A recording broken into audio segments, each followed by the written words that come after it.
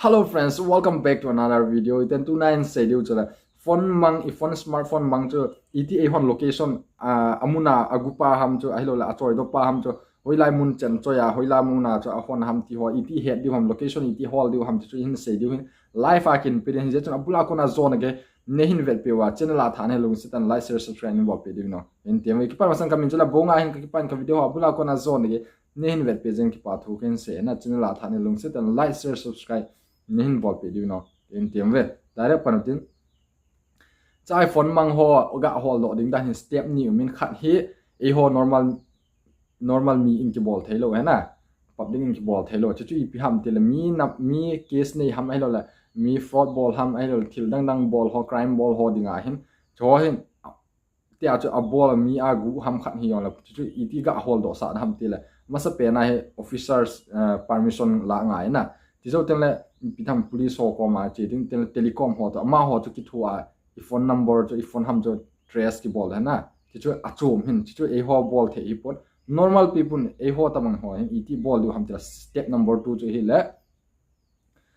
location holding dan chu le gmail apat hol the na na phone example a chi mi khan tun tha cho choi do tai hoilai mun a choi do hi na naw ni het lo he a choi do chu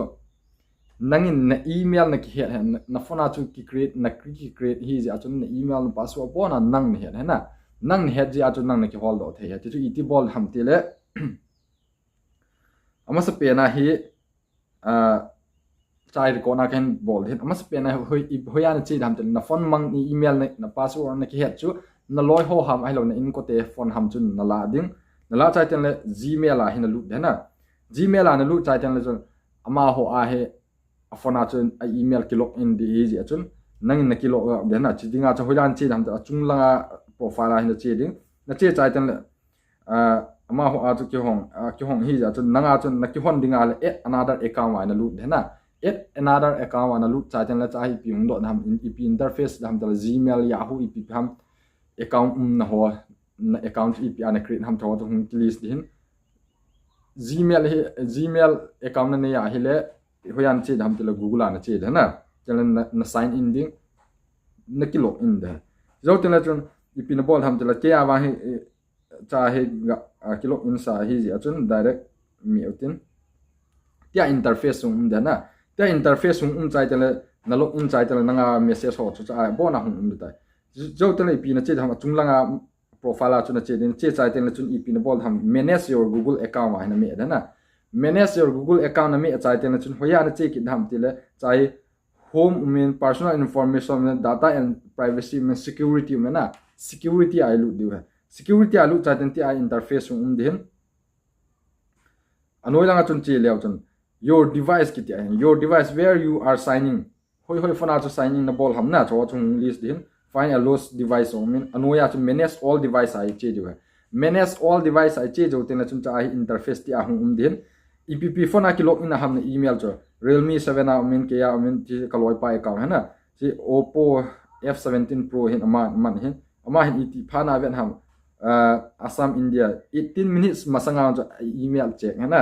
gmail sunga chu lu na check android phone ya hin la hi me adu hai ma chi a phone hi amanga tai na example ka ti na chai ip bol di ham chai abon am 18 minutes zo a cho ma cho online hai na gmail a cho chai e hon bol in sign out mean find device me hoya che do find device ai che do na ti teng la chi ip interface da hoya na vet dam example a chrome a hela chrome na me da na nami a chai teng la chun ti a interface ke den mip yong min tin ten na phone no mi tin nang phone no min tin tu an log in na loi pa phone no min tin hi lo la na phone mang pa yong den na phone mang pa chana mi a zo da na ta example oppo hi amanga tai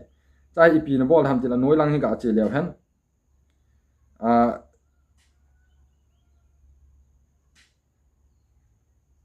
chahi mip mai na mip ma chu de nang hoi lai muna chu chi connecting na phacha na ki bola le na phone na location chu hung do de na example a hoya ma ham che ho chu na cha hi red i khana hung do de hin example a chong na su de the hin na de ya le na zoom out ni khat the na minus on the ball the chi chu hin ten le abana khat ki chu le up chi phat na dan chu chi phone chu silent na khayong le play sound thina mi a le ipiam te le chu a phone akoma na koma nan het la wa chi ring de na silent ana ko yong la chu ring de na phone na chong chu phat na phat ne te no ya hi kana hi ka le secure device chong hi namat the na chai pi ham te lock device and sign out of your Google account chi device a chon na phone mang device a cho thil I tham pha ham ai lo le thil I tabang thil yol na I thil ma hi le ai lo cha ko na min asu chat vai thei thil yol le cha hi pi na bol ham da na email chon na ki log out ing the na te no ya chu che kina le Azure device ki te noi mang ding pa hi pi ham te le cha he delete all content from your device once your device has been Azure you cannot locate it cha hi khat chu phat kina na phone a cha thil video ham photo ham thil privacy thil na koi kha aman kha ayong le chun ip na bol ham ti le cha hi na noi mang bona na su thieng ing the na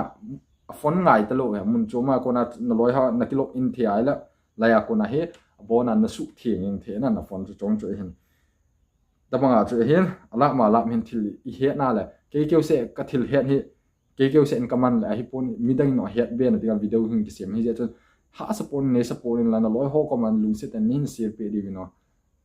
loi to ken team kin we ka ki pan bula ko na zo na gen hin vet pe jeng ki pa tho ken se channel a thana lu se tan like share subscribe bol lun la next video kin sim ki dana ki pa